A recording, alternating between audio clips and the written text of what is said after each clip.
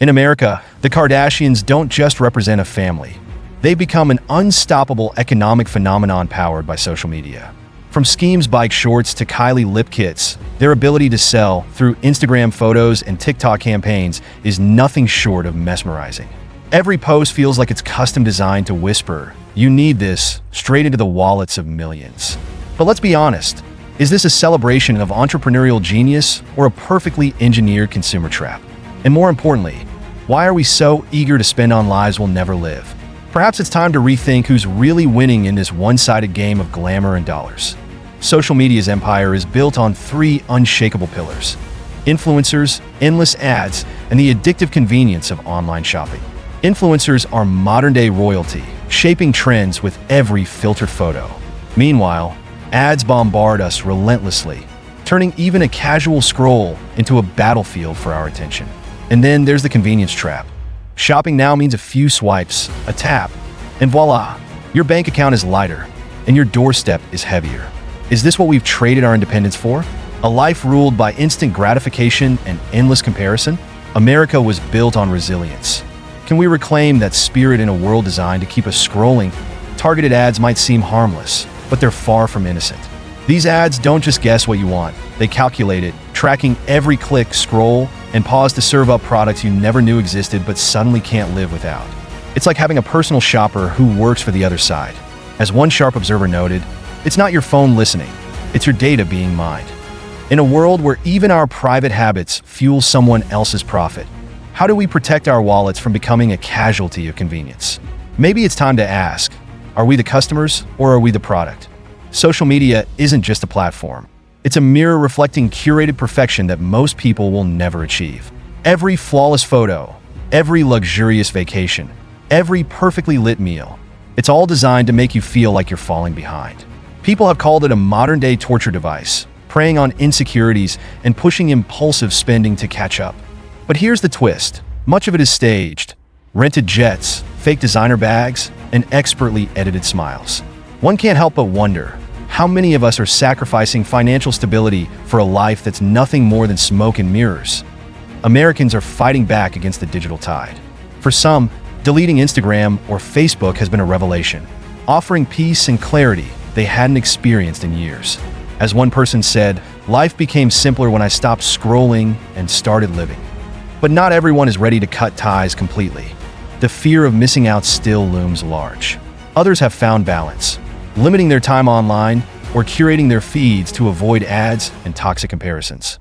Are we seeing the start of a cultural shift, where people reclaim their lives from endless scrolling? Or is social media too deeply embedded in our daily routines to escape? Impulse shopping is the Achilles heel of modern consumerism, but Americans are discovering ways to outsmart it. Strategies like creating wish lists, enforcing a 24-hour waiting period, or simply asking, "Do I really need this?" are gaining traction.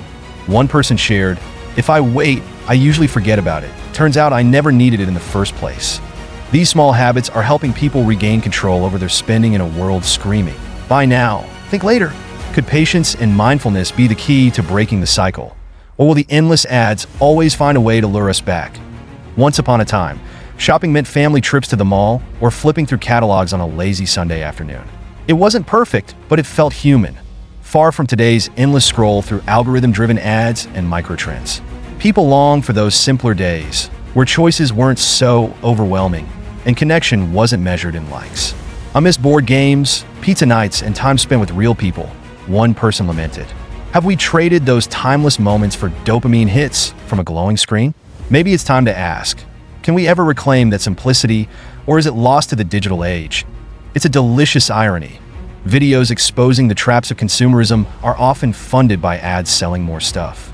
Some call it hypocrisy, while others see it as a necessary evil in the battle for financial awareness. One clever commenter pointed out, is the message any less valid because it's wrapped in the system it criticizes? It's a question worth asking in a world where even our rebellion is monetized. Does this irony diminish the cause? Or does it prove just how deeply entangled we are in this web of consumption? Either way, it's a debate that hits right at the heart of the modern economy. The endless scroll doesn't just drain our wallets, it drains our minds. People describe the constant flood of content as cognitive overload, A relentless stream of ads, opinions, and trends designed to keep us hooked. It's exhausting, one person admitted. I deleted my apps and finally felt free. Others are finding ways to limit their screen time or block unwanted content. But the overstimulation remains a national epidemic. Can we truly disconnect in a world that demands constant engagement? Or is managing this digital flood the next great challenge of our time? In the age of social media, influencers have become the new American royalty. Forget Hollywood. Today, it's all about the TikTok stars and Instagram icons who shape our tastes and trends. From fashion to fitness, these self-made celebrities are selling us a version of success that feels just within reach, but at a cost. I bought things because I saw influencers use them, and now I wonder why, one person confessed. But here's the real question. Are these influencers truly living their best lives? Or are they just expertly selling us an illusion? And if we're all chasing the same dream, who's left to live a life that's authentically our own? Targeted ads are like that creepy friend who knows too much about you, yet somehow you still trust them. These ads don't just appear. They follow us, studying our every click, our every purchase, and even the time we linger on a post. It's a digital age phenomenon where privacy has become a commodity. As one commenter so aptly put it, it's not your phone listening, it's your data being sold. Is this the price we pay for convenience? Or have we allowed ourselves to be sold piece by piece? And when we're aware of the game being played, why do we still keep playing? The convenience of online shopping has turned us into impulse buying machines, but at what cost? With a few clicks, we can have anything delivered to our door, instant gratification at its finest. And yet, despite the speed and ease, many people are finding themselves buried under mountains of unwanted purchases. I've been there. Add to cart, checkout, regret later, one person shared. The question remains, does convenience justify the consequences? In a world where everything is a tap away, how do we find the discipline to say no before it's too late? Are we the masters of our shopping habits? Or have we become slaves to our own convenience? Social media isn't just a shopping addiction. It's a mental health minefield. Every post, every like, every perfect picture seems to push us further into a cycle of comparison and self-doubt. People feel the pressure to keep up with lifestyles that aren't real, leading to anxiety, depression, and burnout. Deleting Instagram was the best thing I ever did, one person admitted, finding peace in a life not dictated by likes.